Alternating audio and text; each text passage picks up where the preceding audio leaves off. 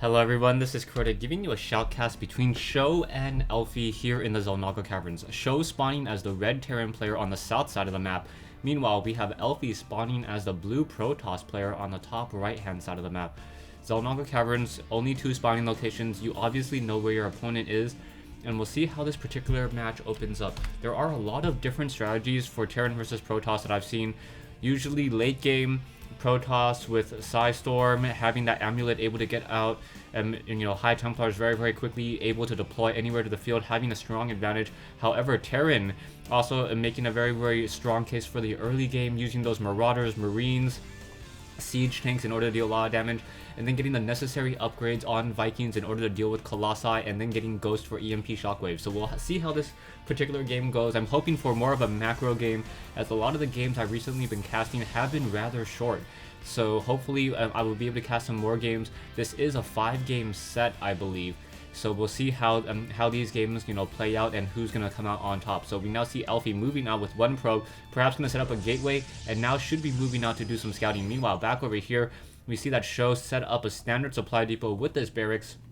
Barracks not by this front door, which is a pretty smart move now, especially against Protoss. Protoss players have been able to get an early observer, and then Immortal is able to deal a lot of damage to this front door, and then perhaps able to supply lock a Terran player if he tries to build the standard barracks supply depot at this front door. So SjoW deciding to pull back with it just a little bit. The barracks will be completed as this probe is now going to walk up this ramp. I do not think that SCV really has too much to worry about. However, I believe one SCV should come off the mineral line in order to give his brother a helping hand, and there we go. So we now have the probe and the SCV dealing damage back and forth. Once again, the Marine should be trained, and as soon as that Marine is trained, that probe will not be able to walk up that ramp all too easily. We do have 1 supply depot being built off here to the north side of the base, and this is a very important thing to do by SjoW. SjoW wants to make sure that there is no proxy pylon, and also able to gain sight over here on the north side. Meanwhile, back in the base of Elfi now going into a double gas build very early, double gas before the Cybernetics core has even been completed. I'm not sure exactly what this means. I can make a couple of guesses. I know that he will not be going for a very fast expansion just because he needs to spend. He's not going to be able to get as many minerals as he would like.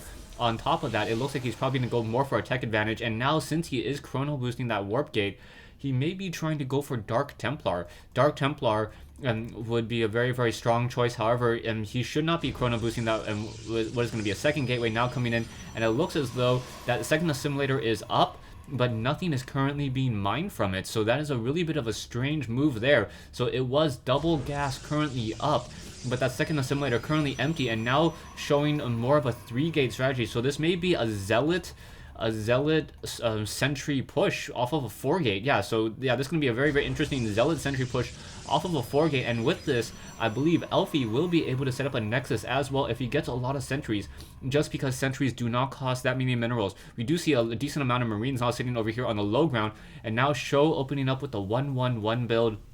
Dynasty Cloudfist, or whatever Husky decided to name that, just a weird name. I like to call it the 1-1-1, 1 barracks into 1 factory into 1 starport, trying to create the proper counter units. 1 Hellion now making its way out, as we see Elfi setting up a proxy pylon right behind this brush over here. So behind this brush, he will be able to warp in units halfway across the field very easily.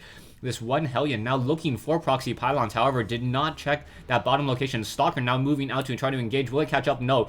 Unable to catch up to that Hellion. That Hellion able to move very quickly there. We do see that the warp gates are now already being upgraded, so we should be seeing some Stalkers now warping in. Not quite sure why the Stalkers are not being warped in into this position here, as you now see a lot of Stalkers being warped into this position. So Elfi now moving out with 1 pylon in this position will be able to warp in units, and even if this pylon is taken down, there is a backup pylon here. So the Stalker's now going to try to test the waters. However, there is absolutely no sight onto this high ground, so Elfi not going to be able to deal all that much damage.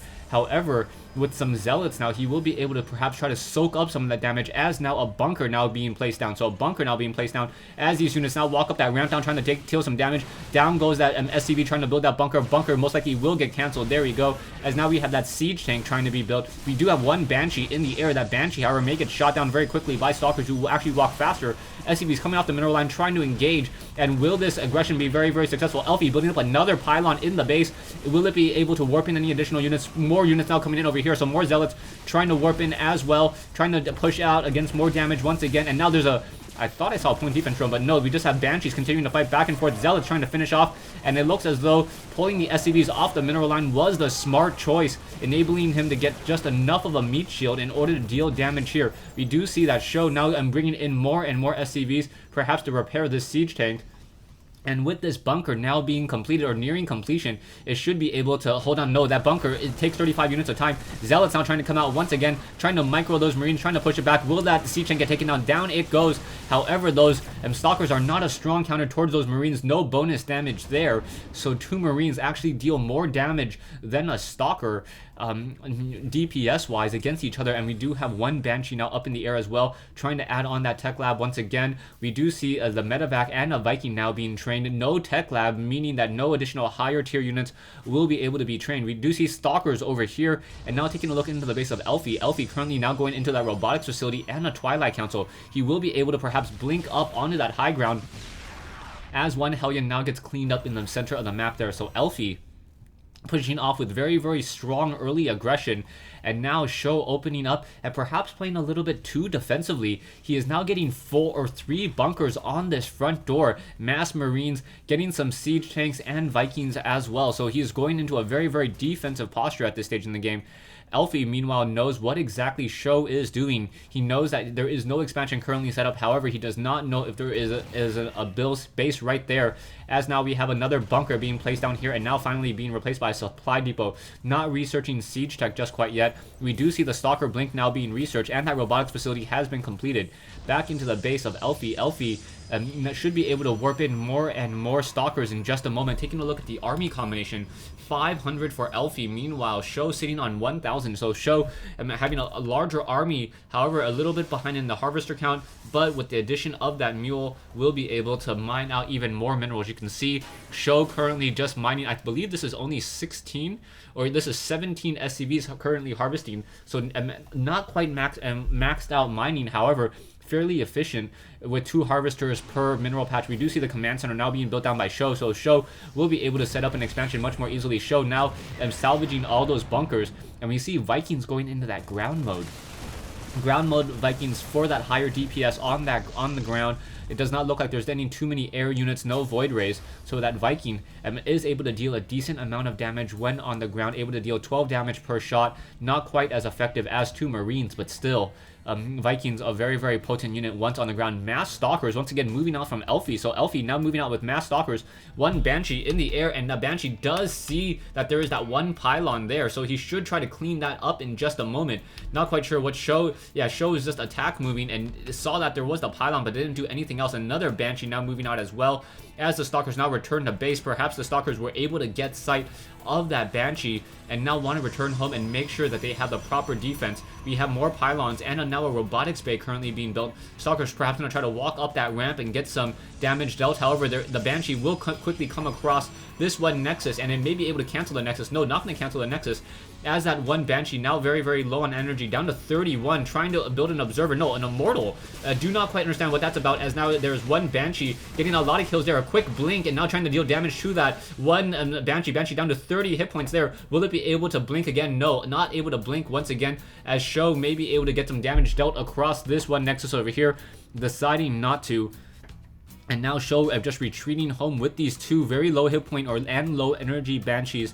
We see this 1 Banshee down to 30 hit points and has 125 energy. Meanwhile, this 1 Banshee down to 7 energy, although it is full on hit points. And now these Banshees once again on the move. We do see that this pylon will get cleaned up very, very easily here, as SjoW now taking the his natural expansion should be able to call down mules as well, and SjoW now transitioning into the middle game.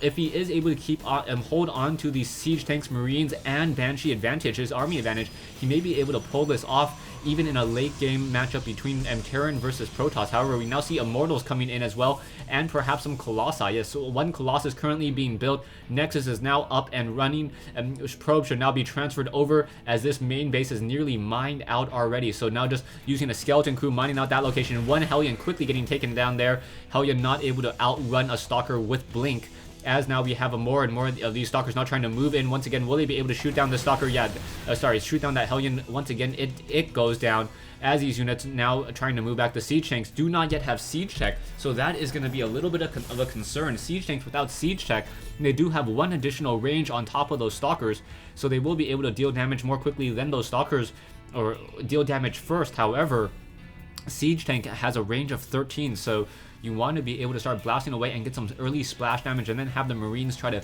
clean up and pick off those units. We now see that there is currently one assimilator at the natural expansion. Not quite sure why Elfi is not continuing to just chrono boost more and more of these nexuses, try to get a stronger economy going, and perhaps get a second assimilator down. There it goes, a second assimilator now in play, as one Banshee hiding out in the back of the base, and perhaps will be able to engage and get some easy probe kills once this army moves out. One Colossus, a couple Stalkers, and some Immortals. I do not see any Templar archives yet, so no Psystorm, and there is at least one Viking in the air. Also, there are Banshees on the ground, and quickly losing that Observer there, so the Observer being spotted by that Raven. And these two armies will perhaps try to engage each other in just a moment. No weapons upgrade. Stalkers want to engage. Siege tanks do not have siege tanks any further, as these Colossi now are going to try to go after and deal some damage here. Stimpack now trying to come in. Will they be able to get enough damage across? Probes now coming off the mineral line as well. There is 1 point defense run. However, the energy has already been depleted. Colossus now trying to pull back. However, those are going to get shot down as well. However, so many of those Marines were just finished off here. So mass Stalkers now trying to come in. Will they be able to just blink, and now continuing to blink and try to deal more damage towards those units here? However, there is no Observer, so with no Observer in the air, that's going to be a little bit of a problem for Elfi. Elfi unable to get sight of those Banshees, and because of that, unable to finish off and clean up the rest of SjoW's army. I really like that fight back there by Elfi. Elfi spread out his Colossi just enough so that this whole entire line of Marines right here were just toasted to a crisp.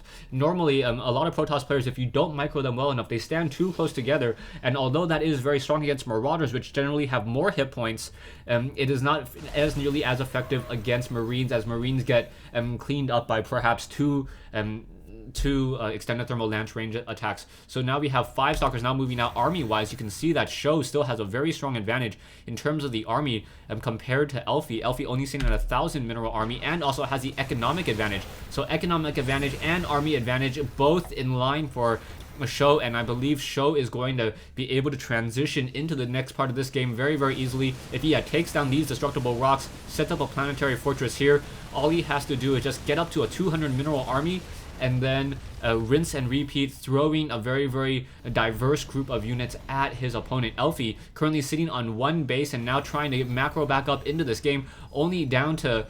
Did this Banshee get any kills? No, that Banshee didn't get any kills, so it looks like Elfi's not really mining all too much. Not quite sure what Elfi's doing here, as now transferring probes once again to the low ground. We do see High Templars in play, getting that amulet research, so this whole entire massive infantry, marine, marauder army will get taken down fairly easily. On top of that, you can see that the Medivacs have a lot of energy, and the Raven also has a lot of energy as well. We see Vikings now joining the fleet in order to try to deal damage towards those Colossi. However, Colossi are not being built. It is Immortals and now Templars. So it is a very, very nice transition, or a change in tech there, as these Stalkers now perhaps need a blink away. Will they be able to move quickly enough? Banshee trying to catch up, unable to catch up to those fast-moving Stalkers. Stay tuned for part 2 of this replay between Elfi and SjoW here in the Xel'Naga Caverns.